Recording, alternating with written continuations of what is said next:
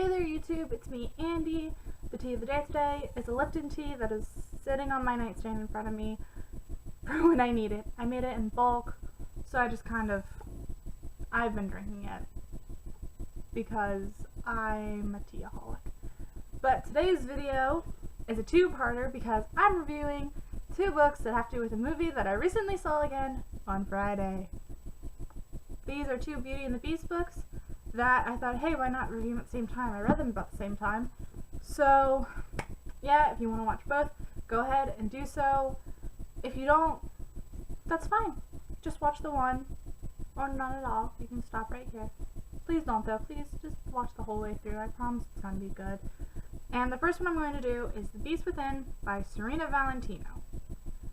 I had really high hopes for this because I am a Disney addict. I have a lot of issues, but I love Disney so much.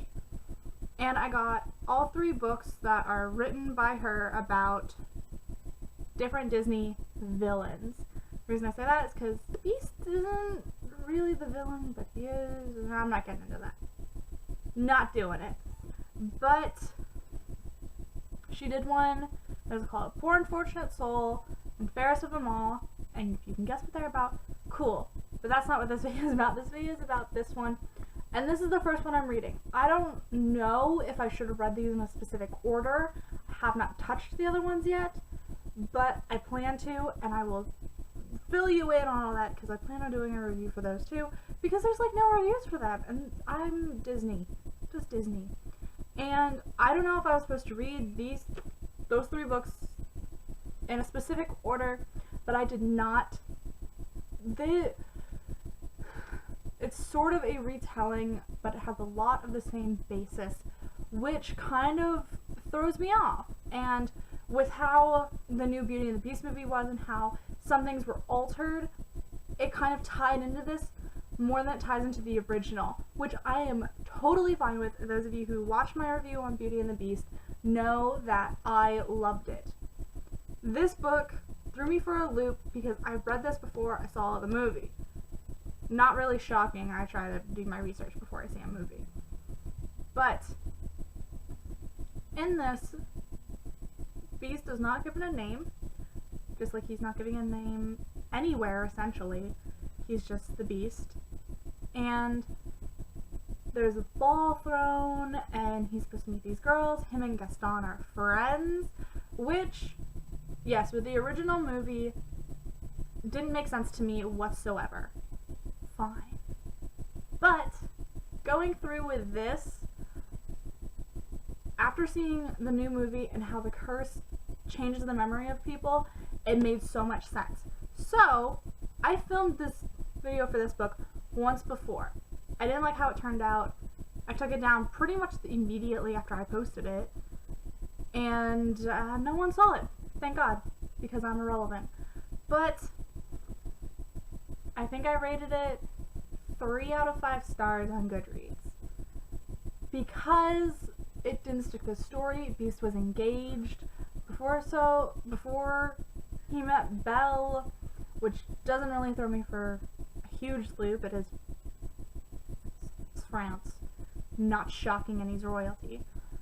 But just the fact that, like, the Enchantress isn't just the Enchantress, it's a group of sisters, and it was okay.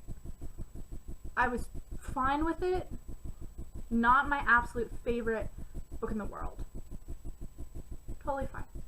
Really good writing. It didn't really take me that long to get through. It's only a few, like, it's seriously not that big. But it could have progressed the story a little bit more. It's a weird in-between period, like the Beast isn't immediately turned into a beast.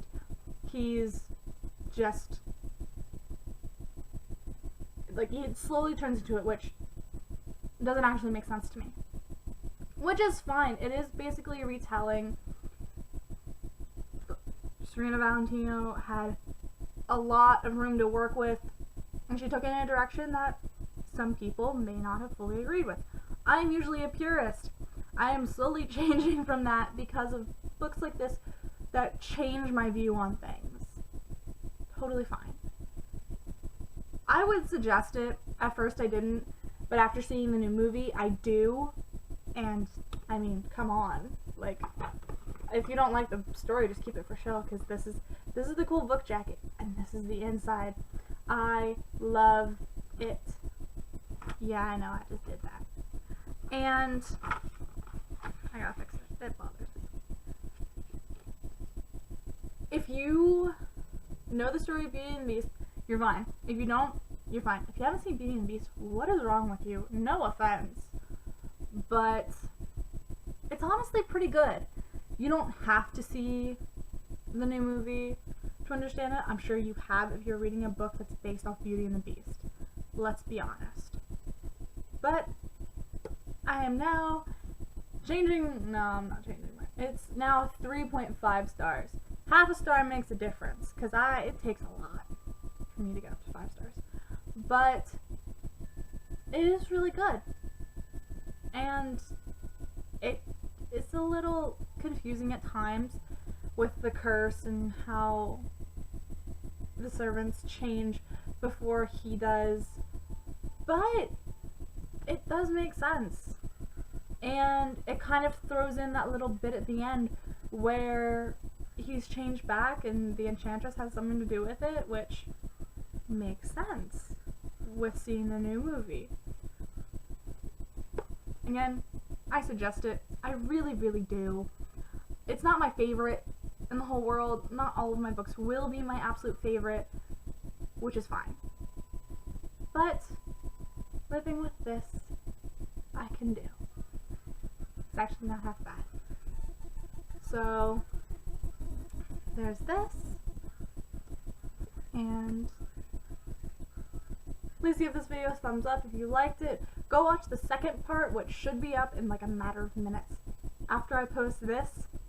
And hit that subscribe button, please. I really would love it. I'm trying to help my videos become more developed. Actually, if you have any suggestions for how I can do that, just leave them in the comments below.